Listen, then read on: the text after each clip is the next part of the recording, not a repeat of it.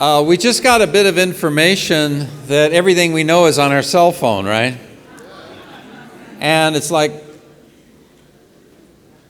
I know my telephone number and my address, but I don't know anybody else's, right? Because they're just a button, right? And so right now we'd like you to turn off all those buttons, make sure that your phones don't go off. And how do you feel about the first speakers this morning?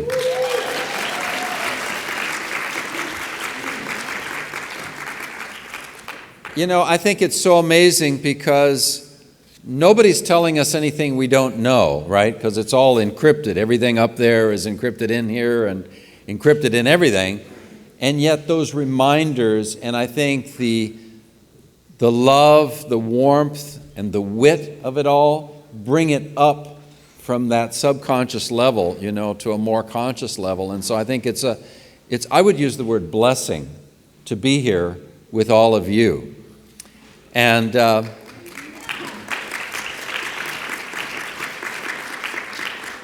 because to be with people who are open systems, I think is a privilege and a blessing.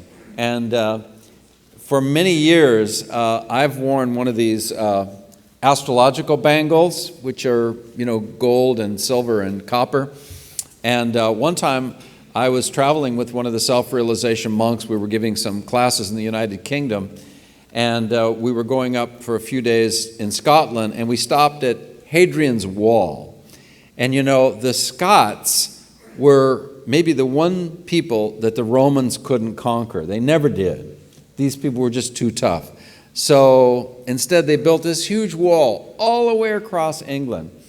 And when we were there, they're constantly doing archaeological excavations along that wall. And they had little shops that were selling replicas of all these Roman artifacts that they had dug up. And one of them was one of these bangles. They called them torcs, T-O-R-C. And they were made with the same, you know, astrological, you know, weights of the metals and the same purposes. So it's amazing to me how through the ages all of these cultures are saying the same things in different language, because the truth is basically so simple and is actually one.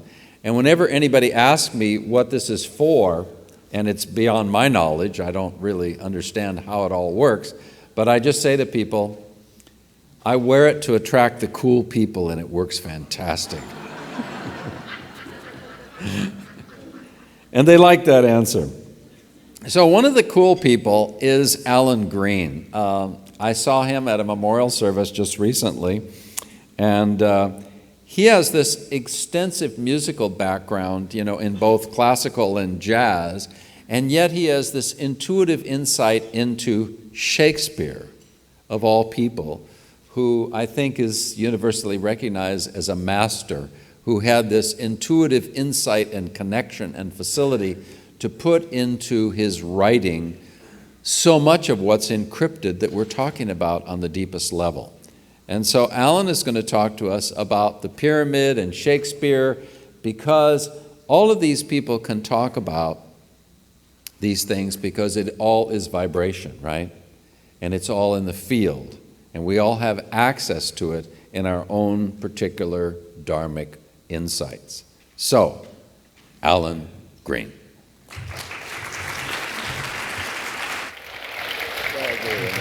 Jai Guru.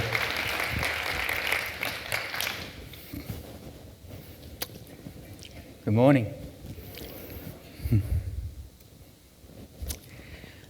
So in 1859, John Taylor published The Great Pyramid. Why was it built? And who built it?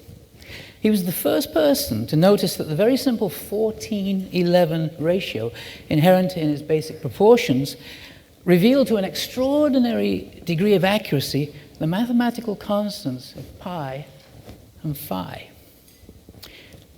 He didn't know what he'd started. In the century and a half since, though, only one other math constant has been noticed. Euler's number, E, found at the upper Pyramidion. And excuse me, it's a nice way to start. is found at the upper pyramidion of that's the apex of the pyramid. And Euler's number, you may know, we have to go through this again. It's very, very significant in modern mathematics. So it's been virtually ignored, though, by alternative researchers, even amongst ourselves. Physicists, engineers, mathematicians, geometers, all the people who should have been chasing after it, none of them seem to have bothered to do a really thorough search for more than the math behind these three. And I figured, hey, I'm an ex-Monkeys musical director, pop music author, secret Shakespeare scholar. I'm a perfect fit. So I'll volunteer. I dove deep to the bottom and I found another 9. Altogether, that's 12 of the most important mathematical constants, all to an accuracy of between 2 and 4 decimal places, embedded within the basic proportions, that is, the diagonal, the base, the half base, the side slope, the corner slope, and the height. And so as not to be accused of cherry picking, you see it all the time online, I'm using only the basic units universally acknowledged to be the original measurements the builders used in royal cubits, 440 base, 280 height. And with these simple numbers, the side angle is inevitably this. Don't worry about that complicated number.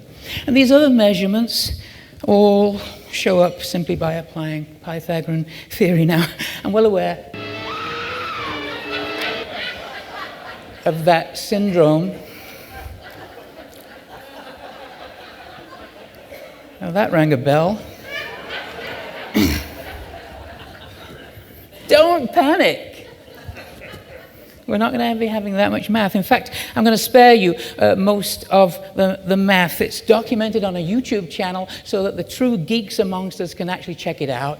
And then you'll be happy to your heart's content, and the rest of us can just relax and enjoy the ride. So let's get to it. Here's the square root of 2, and all I'm doing is dividing one set of lines into another. The pyramid is on a square base, obviously, so by definition, that one has got to be 100% accurate.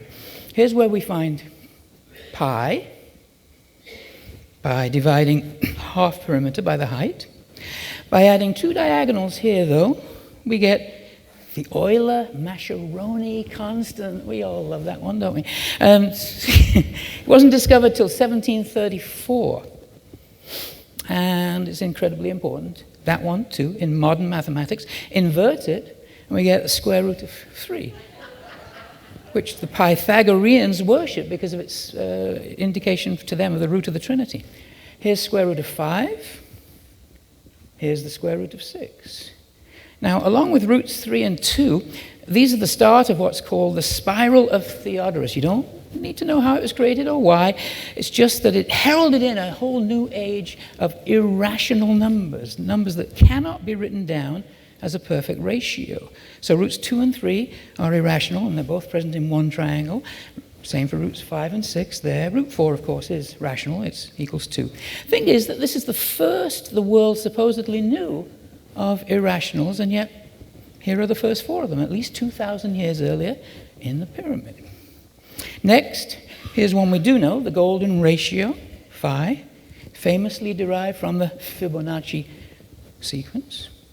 Here's the Fibonacci constant, derived from the first variant of Fibonacci called the Fibonacci series. Here's phi minus 1, that's the inverse of the golden ratio, therefore the inverse of the Fibonacci sequence. Now, besides E being hidden in the top angle of the pyramid, if we take that same phi ratio, we'll get B2 here, Brun's constant. That wasn't invented or discovered until 1919. The phi that we're looking for is the one we used before. We divide that into the base. I'm rushing through these. I mean, you don't need to memorize them. There will be a test at the end, but 100% accurate. And finally, the 12th one, E minus 1. It's utterly unsuspected today of being of any special importance, and yet to our purpose right now, it's probably the most profoundly impactful of all the 12. Why? Here are the two proportions that produce the E-1 ratio. The green, followed by the red, and now I'm just going to put the qubit values in here, don't worry, you don't have to count them. I'm following those with the purple, another sequence of proportions. I'll explain in a moment what led me to choose that particular sequence, but for now, just hold your breath, because the ratios of these proportions, when brought down to unity, qubit, foot, meter,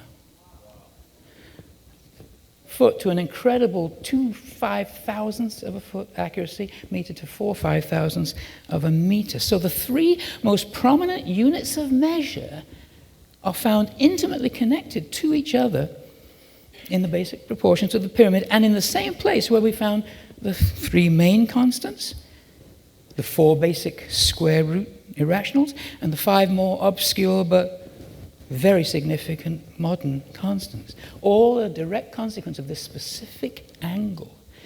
Now, if you want to you should really think about this. If we were to change the side slope angle, and therefore, of course, the height moves with it, even slightly, all these constants just collapse. Even, either way, up, down, doesn't matter. They can't be close enough to be meaningful anymore. Only here, at the very angle that it was built at, do all 12 constants interlock with each other, presenting an average combined accuracy of 100.006%. So let's put this into perspective on a timeline from the beginning of creation all the way from here to the modern day. It's not to scale, of course, but you get the idea. Now, here's where Orthodox Egyptology states that the pyramids were built, around about the 4th dynasty. Here's where some of us believe is more realistic, around 13,500 years ago. Now, I want you to ask yourself a question. Which came first, the constants or the pyramid? Anybody? Self-evident, yeah. As soon as we have a creation, we have duality. Constants, by definition, stay the same for all time. So with creation comes duality, Maya, which literally means to divide or measure. The constants must exist. All right, that's obvious. So is it reasonable to conclude that the pyramid might have been built precisely as it is in order to preserve knowledge of these 12 most important mathematical building blocks of creation? No, not at all, says Egypt's Supreme Council of Antiquities. They already have pi and phi being there. They hate that. They're going to have conniptions when they find they have to defend against 12. But you already know their answer. They're going to say 2, 4, 12. What does it matter? Who cares? Mankind hadn't even invented the wheel yet, so how could they possibly know about pi? It's all just sheer luck.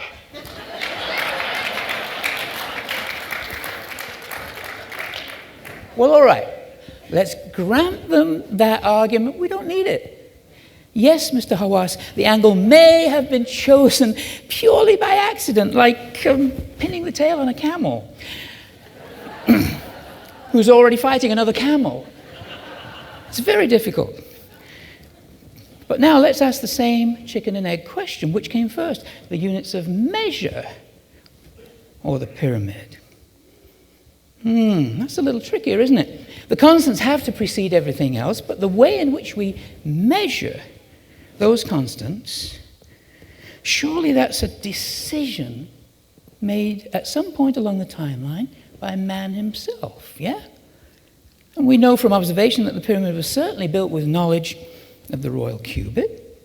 So yeah, that unit of measure predates the pyramid. But as we well know, feet came much later, about here, and the meter here. So what are we to make of the fact that they're all three, imperial foot, royal cubit, French meter, they're all here inherent in the very same proportions to such extraordinary precision. What else can they say? They're constrained to repeat the same old mantra. Luck. So, is it though? Let's think about this some more. First off, I promised I'd tell you what led me to choose these purple lines that produced the meter. I was playing a little game that I'd made up. I'd marked each intersection on the pyramid base, and plus the center and the pyramidion on a piece of paper. I wanted to see if I could just connect every single point in one smooth, unbroken line, starting outside the pyramid, moving in, finishing up at the apex. My rules that I'd set for myself were I have to use at least one of each of the proportions, the side, corner, vertical height, diagonal, base, half base again. And without disconnecting pen from paper, without retracing any lines, only going through each point once, what did I find out? I found out that years of seclusion in obsessive research can drive you absolutely nuts. But it was fun. For a couple of hours, I found that you had to pass through the center and the apex twice, but aside from that, all the other rules I'd made up for myself were observed. And amazingly, the shortest number of lines that you can draw and the order in which you have to draw them is from here to here to here. Beautiful, simple, but also astounding, because out of curiosity, I calculated the lengths of the sections, each containing one of the three heights, because they divide up that way, and there they were.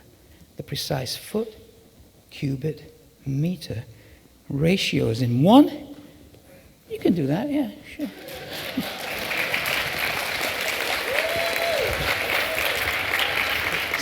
It's one smooth flowing connection that passes through every point on the pyramid, and needless to say, I'm now examining that line in detail. If we reduce the green to foot unity, bringing it down to a ratio we can understand, the red measures 1.718 feet, and this is actually the structure of Euler's number, E. The ratio 1 to 1.718, so the cubit is effectually E minus 1. This ratio is completely ignored today. Science regards only the total 2.718 to be important. That's wrapped up with Newton, but I don't have time to get into that. Yet it's the very key to the structure of E.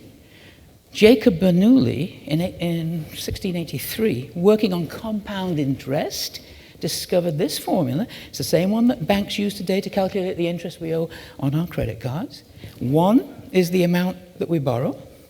1.78 is the maximum possible interest owed if compounded continuously. Total is E, 2.718. It's what we owe the bank. But its structure is really 1, what we start with, plus how much it grows, 1.718. And this structure shows up in calculus, probability theory. It's used to predict population growth or the rate of spread of an epidemic. Its inverse is the rate of radioactive decay. It's everywhere. Newton found the same thing in 1669 with this infinite series that you all recognize. It's probably on your iPhone. No, again, you don't need to know what it means, just that this part of the series converges at infinity to 1.718. And there's the 1 preceding it, what it grows out of, unity. There's a spiritual metaphor here. You see, E is one of the universal constants of growth built into creation itself. The other, of course, is phi, the golden ratio, and the two together create an exquisite balance. Phi's growth is undeniably artistic, you know. E's growth is purely scientific. Phi reveals the underlying harmony in nature, the natural flow of balance and grace. E reveals the underlying harmony in mathematics. It's the natural base of logarithms. It makes perfect sense then that it would be embedded within the very units with which we scientifically measure growth. But haven't we always been told the foot was based on something utterly unscientific? The random average length of a human foot, and the cubit on the distance from the elbow to the index finger. I mean, you could say incidentally it happens to be a close match sometimes, but the truth is we've been sold a broken down Ford by a used car salesman in a dreadful plaid jacket and tie. And let's face it, it's not entirely his fault. Mankind as a whole doesn't know any better. Most of us are still in Kali Yuga consciousness. And no offense if you happen to sell used cars, by the way. Sorry, I'm just saying. But think of it. If you were building a universe, how would you choose to measure your vast star fields? With rigorous mathematical precision? Or would you say, well,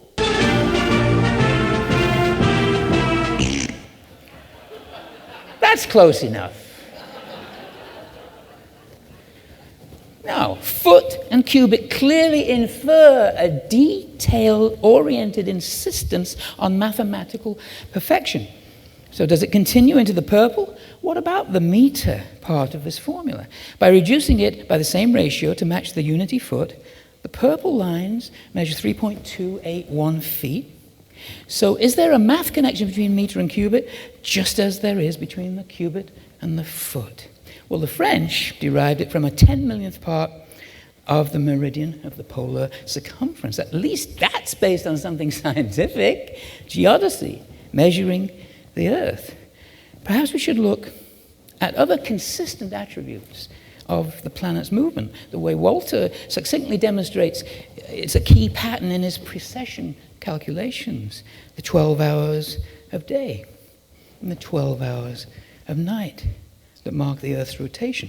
The 12-month seasons of the yearly revolution around the sun, which gives rise to the 12 zodiac signs of the constellations that Boris was showing us so beautifully, which further embody a pattern of 1,200-year seasons, if you will, that take our planet through multiple equal cycles, 1,200 years each in the Iron Age, 2 times 1,200 each in the Bronze, 3 times 1,200 each in the Silver, 4 times 1,200 each in the Gold. Altogether, these constitute Plato's great year, an immense cycle of 12,000 years ascending, 12,000 years descending, and then Boris tells us there's another 12 million cycle and a 12 million. I mean, it's obvious that my mic is booming because do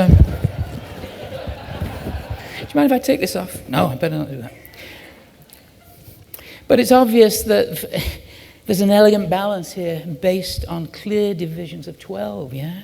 Einstein said that for a theory to be true, it must be simple, and it must be beautiful.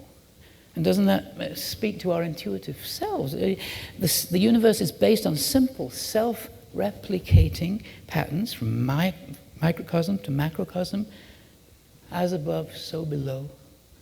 For this hypothesis to be true, then, we would expect to see that same simple beauty of repeating patterns, like these Mandelbrot fractals, here in the meter-cubit relationship. Well, if we take a circle of radius 1 meter, its circumference is 12 cubits. 1 cubit is exactly this portion of the arc, just the way we measure angles in radians. You could think of it as a sixth of a slice of pi, or pi over 6. It's 0.5236. Sure enough, if we take the cubit in feet and divide by the meter in feet, it's 0.5236. Exactly the same. It's beautiful and simple. Let's take the whole thing now. Let's make the entire foot cubit meter the radius of our circle. Circumference now is 12 pi feet. To an astounding 99.9993% accuracy. Clearly, there's a mathematical perfection in the relationship between all 3 of these units of measure. So why hasn't this been noticed? Well, for one thing, nobody saw the connection between 1 foot and the 3.281 feet. Because the perfection that connects them, E and pi, is hidden within the qubit that links both of them, and we haven't used the qubit for 2,000 years. But another reason is exactly what Isaac Newton predicted. Measures get corrupted over time, so the standards of today's measuring systems do not quite match this mathematical perfection. The foot today is 1.00025 times too big. It's so minuscule, it's hardly any wonder that our modern scientists don't know this today. But there's an even bigger mystery, one that I want you to ponder deeply right now. How come Fats Waller knew this back in 1939? Guess your feet's too big. Can't stand you 'cause your feet's too big. Everyone. Oh, I can't tolerate you. 'Cause your feet's too big. But if we were to make that microscopic little change, we would get the foot corrected back to what it should be, unity. And then, now the qubit would be the perfect E minus 1. And the meter already is the perfect pi over 6, which works out to this little formula above here. And look what happens. Qubit plus meter is 5 feet. All but for a microscopic 0.00004 feet. It's to an accuracy of 2/50,000ths of a foot. It's roughly the size of a red blood cell, human. And that means all three combined is 6 feet. Beautiful and simple. I won't get into the 6'5", but it's sacred geometry, and I believe Scott, a new friend of mine, is going to go into that. It's beautiful. There's this whole spiritual side of that 6'5" connection that's there. So we see the very units of measure by which we define the constants fit together perfectly by ratio to actually become E and pi, but also they double back onto themselves by actually equaling pure multiples of each other in physical measurements. This is staggering. It's 3 in 1. A trinity of the world's predominant measuring systems are in fact a constant themselves. This is clearly the long-sought universal constant of measure that Newton was looking for his whole life, but he had no knowledge of the meter, so he couldn't find it. But if these units of measure were a decision, think of it, made at some point by man to choose distances that had meaning to him, how can he possibly have just happened to choose these 3 particular units across thousands of years, separated by completely different cultures, thousands of miles? And even if that had happened, what are the chances of them also just happening to perfectly match this smooth, unbroken thread of a line running through every point and using every proportion of the pyramid? It's simply not possible. The measurements had to come first. So these later dates cannot be attributed to their original discovery anymore. They must be the rediscovery of a previous perfection predating the pyramid's design and construction, possibly here during the last golden age, maybe even here. So confronted by these unanswerable questions, Egyptologists and archaeologists will be forced to revert to their last bastion of retreat.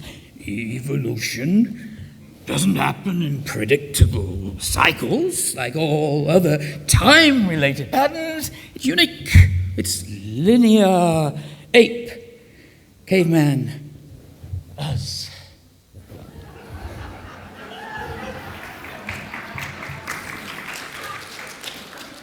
They have to insist it's simply not possible for the pyramid to be older than stated, because how could inferior man ever even build it? And that's where they're trapped.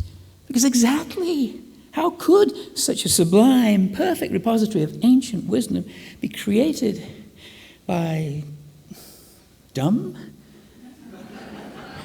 Or dumber? And as for the monkeys, I was Davy Jones's musical director for 12 years. I never once saw him whip out a slide rule. And modern man, forget it. We couldn't do this today. We still don't even accept the validity of 2 or 3 constants, let alone 12.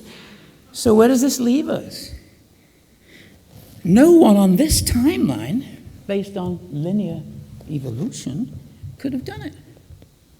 The only alternative is it's from time we call prehistory, which inevitably infers a higher age, therefore cyclical evolution, the yugas. So it will be vehemently resisted, as ever, as is the work of many great researchers in this room. Denied. Why? Because absent the laser stone cutters that have likely all corroded to dust, the only evidence that would satisfy the gatekeepers as incontestable proof would be something impossible, a parchment, a document, something in writing, revealing the process in detail, naming the exact same 12 constants. You've got to name those, and it would have to have the angle that they used, and it would have to be the precise foot cubic meter measurement, because we don't accept that either. Oh, and while you're at it, how about a map with Giza's geographic coordinates on it to 3 decimal places, so then maybe we'll believe you. Because anything short of that, and you can bet they'll find a way to call it, say it with me, sheer luck.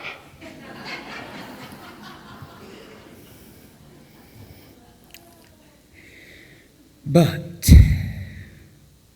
I have good news for you. Such a document does exist. It was printed in 1609 and coded into the little title page of a small book. What you see on screen is about 5 inches wide in actuality. But you have to remember, in 1609 was the end of Kali Yuga. Mathematics was still considered a black art. The message had to be invisible to the English monarchy's star chamber, or the author would face certain torture and probably be burned at the stake. So it's encoded using sacred geometry. I've been working with this document for 6 years, licensed from the museums that hold it. We're going to literally connect the dots, the punctuation.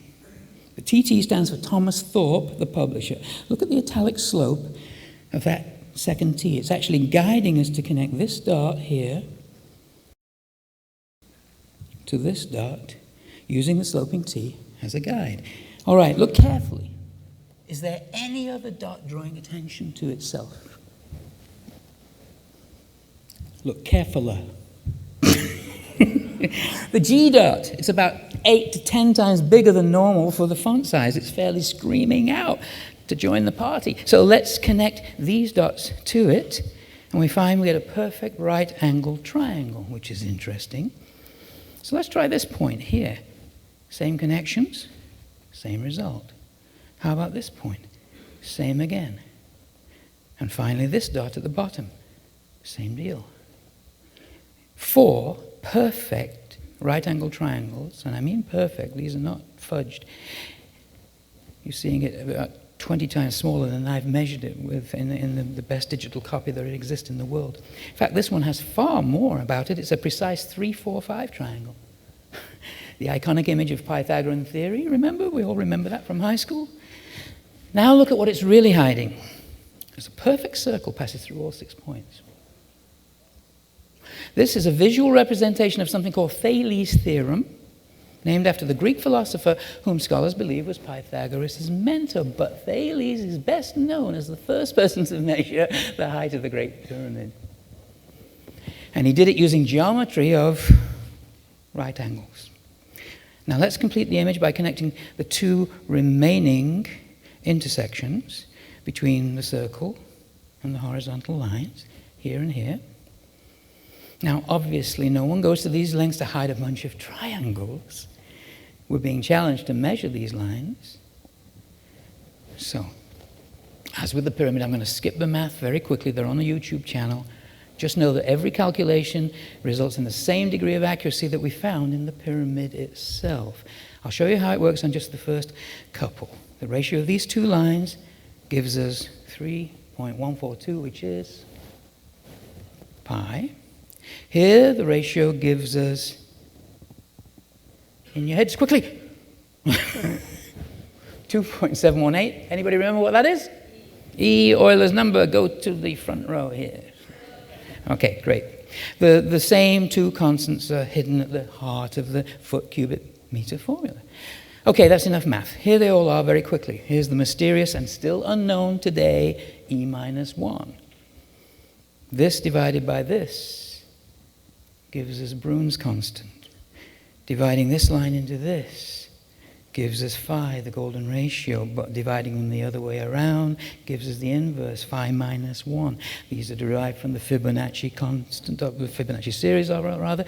Diameter divided by these two lines gives us the Fibonacci constant t.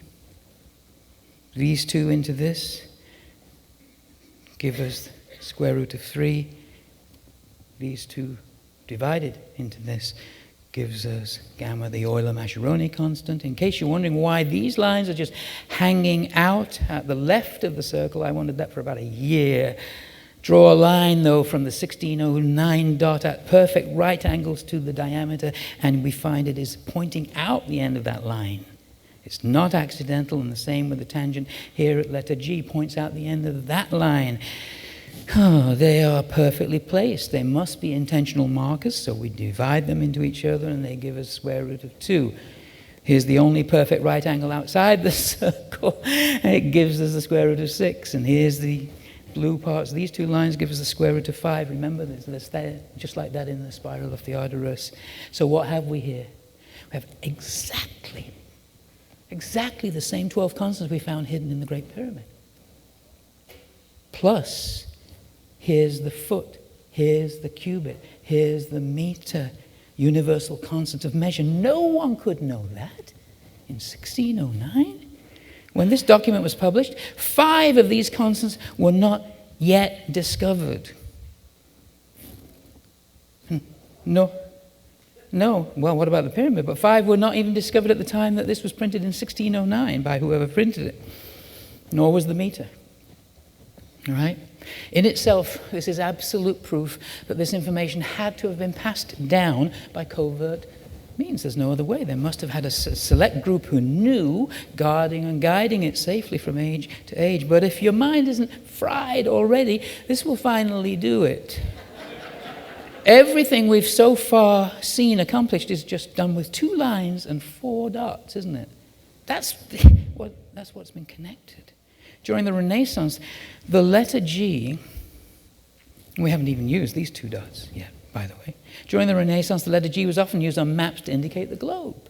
The Pythagoreans used it to actually mean geometry or geodesy, the measuring of the earth. So look at the letters left outside this invisible circle. By G, measuring the earth.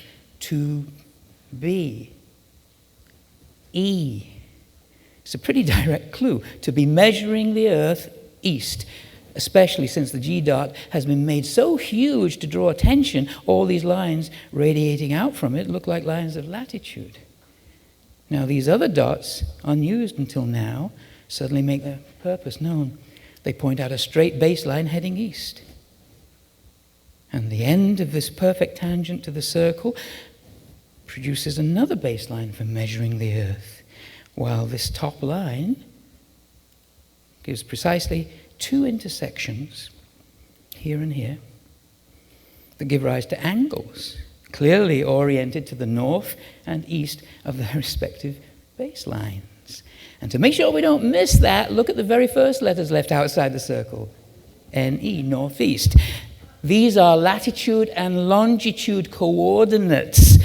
And naturally, anybody getting this far will measure these as accurately as possible by trigonometry, which I'd like you to do now. And bingo, you get the message loud and clear if you put it into Google Earth.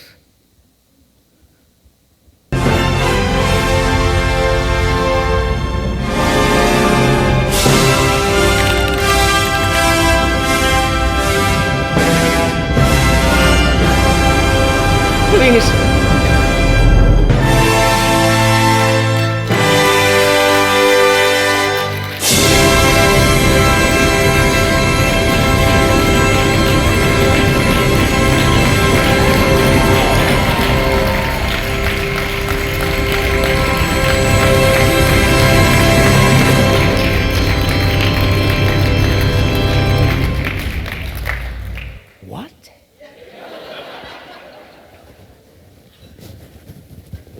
Here's the longitude line of the absolute center of the Great Pyramid according to Mr. Google. Here's the sonnet's coordinate. Here's I said longitude, I meant the latitude. Here's the longitude line. And here's the sonnets, 99.99%. How is this possible? They didn't even know how to do longitude accurately in 1609. Galileo was still wrestling with the problem when he died 25 years later. There's only one way. It had to have been transmitted from a higher age that doesn't show up on this timeline. Behind that wall of prehistory, further incontrovertible proof of prior knowledge. And then, I thank you, John Lundwall, I didn't even get this till I heard you talking today. Whoever did this said never before imprinted. Indeed. The author's job was to replicate this transmission that was passed down to him well enough so that the newfangled machine of the time, the Gutenberg press, could immortalize it for all time, assuring it was safe and would find its way to posterity no matter what, as indeed it has. He did an amazing job, don't you think?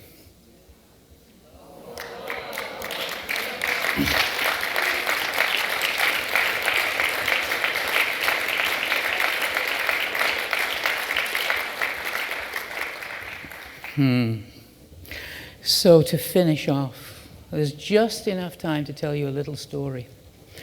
It's not generally known that the world's greatest writer never wrote a letter to anyone during the most successful 23-year theatrical career on record, that he in fact left zero paper trail concerning his writing or life in London. Not a play, a poem, a page, a line exists in his own hand, just 6 shaky signatures, all spelled differently, illegible. Handwriting experts can't even agree they were all written by the same person. If anything were ever to be found, it would be a priceless cultural treasure. Millions would flock to gaze in awe. It would be King Tut in tights. Well, around 2008, after spending 4 years researching this suspicious lack of evidence in the poet's life, I had discovered an intricate system of codes hidden within the text of the bard's gravestone and monument at Holy Trinity Church, Stratford-upon-Avon. And they stated categorically the poet had left something for us, even naming the physical location where this holy grail of literature awaited discovery, buried deep within a holy relic, the high altar stone, just feet away from Shakespeare's grave inside the chancel. Well, look, I'm a pianist. Clearly, I needed corroboration from a world-class cryptographer before I'd even get permission to get close to the real thing. So I sent my findings to the legendary Whitfield Diffie, whose co-invention of public key cryptography we use every day. Essentially, he made secure online commerce possible. He read my work, he met me for dinner, he looked me straight in the eye, and he said, if I were you, I'd radar scan that altar. He wouldn't go on record to actually support these findings, in part, I suspect, because he knew how dangerous the story was on many levels. He was just warning me to get scientific proof before I went public, knowing that what I'd find would be vehemently resisted, just like in Egyptology. He works closely with the NSA, and their highest level code breakers. Well, he was right, of course. The site is heavily protected by 24-hour CCTV cameras and a security system that sprays intruders with a chemical detectable for up to a year on the skin. So how to accomplish his sage advice? I couldn't bring you the life-size model of the altar I made for demonstrating how we pulled off the heist, so the easiest way to explain it, how we did it, and the results is just to show you a brief video. Bear with, please. It's the best way to show you. Why couldn't I just go to the church and tell them what they've got? Tourism. Stratford alone brings in over $500 million a year. Academia, out of about 100,000 universities and colleges worldwide, you know how many give courses in Shakespeare authorship studies? 2. Nobody wants this boat rocked. And then the monarchy. You see, the main alternate Shakespeare candidate is Edward de Vere, 17th Earl of Oxford. Around 1572, there were rumors at court that he and the Queen were texting each other.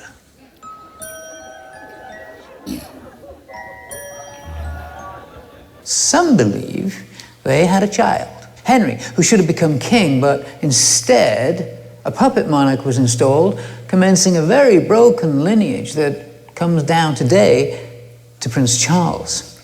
If this was so, it'd make this the true line, hidden from the public. Now, granted, this is speculation, but the fact is it doesn't even need to be proven, because there's a very inconvenient truth lurking in this genealogy. Princess Diana. Someone made the connection. Anything in there linking De Vere to Shakespeare would potentially mean Diana was actually in line to the throne. It would sink Stratford and the monarchy simultaneously. So I go to the church and ask nicely, what do you think they'll say? Thank you, Alan? This is historic. Let's open it right now in public. Or are they going to take a look in private first? We all know the answer, and there are just 3 possible outcomes. 1, there's nothing there. Alan's a raving lunatic. 2, there is something there, and it supports the official story. It'll be made public overnight. Alan's a hero. 3, what's in there debunks the official story. It'll remain private forever. Alan's Prius develops an electrical problem. I can't announce what I found without potentially destroying it.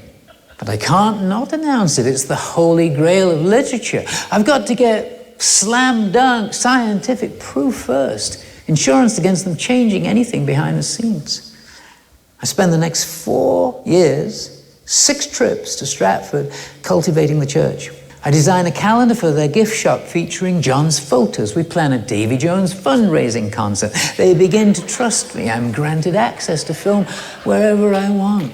Finally, I'm just inches from this priceless masterpiece that I know will rewrite history. It's still not close enough. I need to get in. What would you do? You'd offer to do an exclusive preview of your musical next to the grave.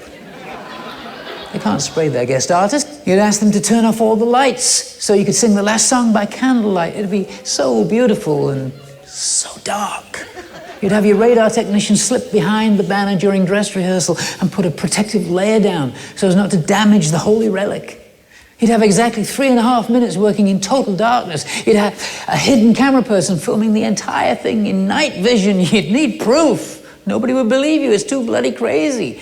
The lights would come up. The banner would come down. Nobody would be any the wiser. And you wouldn't have taken anything except zeros and ones. And an hour later, a 400-year-old secret would be on the hard drives of 2 of the leading radar labs in America. That's what you'd do. The rest, science. All consecrated altar stones have to have a saint's cavity hewn into them that holds relics of a saint. A little blue area is what you'd expect to see in the scan. The 2 labs worked independently of one another using separate protocols to assure accuracy, and they both came up with the same result. A cavity, 6.5 foot long,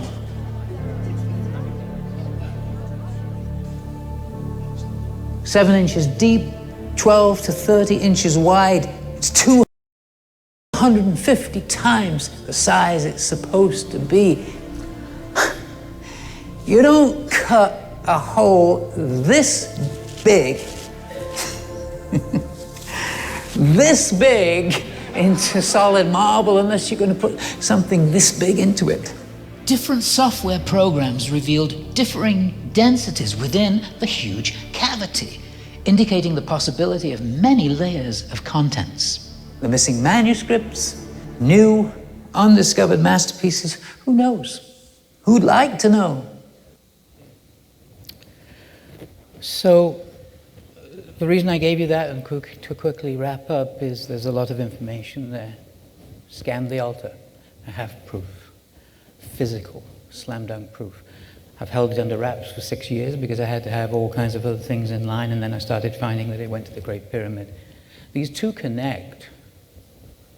You know, if he was daring enough and supremely knowledgeable enough, or it was passed down through this initiatory brotherhood and sisterhood, whatever, who was it, you know, doesn't matter who, it got there, and he's put it in a two-dimensional version of the biggest three-dimensional thing on the planet in precise detail, all the constants, the geographic coordinates, the angle, everything. It's the truth. But he also tells us in these other codes that are delineated in this book. I'd hoped to have two books ready for you. This one's ready. This has the first codes that led me to the altar. Second one will be delayed and it comes out in spring. But that's the one that gives you what you just saw today about the pyramids and how they match up. The question is, what's in the altar? If he was daring enough to tell us specifically in a visible form on the cover of the sonnets, he's also left it inside the altar. He tells us he's left something physical. The only way we're going to get it is by voting, and I will ask you to go to the website www.tobeornottobe.org and simply vote your conscience. Whether it's, as Craig said, choice. You can vote no if you want. Vote yes, but the questions online are, yeah. You just go and vote. You just click it in. Yes, I want to find out what Shakespeare left for us. Or no, I'm not interested. Let's leave it another 400 years. Don't worry about the idea of desecrating a holy altar. That altar stone was already desecrated. I checked it out. The consecration crosses on the top have been chopped off during the Reformation. It was already desecrated. So he filled it with something. It could be all the manuscripts of the plays, the most beloved plays in the world, but it could also be, because he left mathematical clues as well, it could be the secret to what's in the mathematics of that. Who knows? Free energy, anti-gravity, I don't know, I'm speculating, but do we want to know? Then please do it. Go there, vote. That's the most precious thing you can do, because only by numbers today, virality, people listening, and then the media will take attention, and they say, hey, you got 1 million votes, we want to open your altar. They'll stick a mic in their face, and they'll be constrained to do it. They'll have to open it in public, otherwise it'll get hidden. Thank you.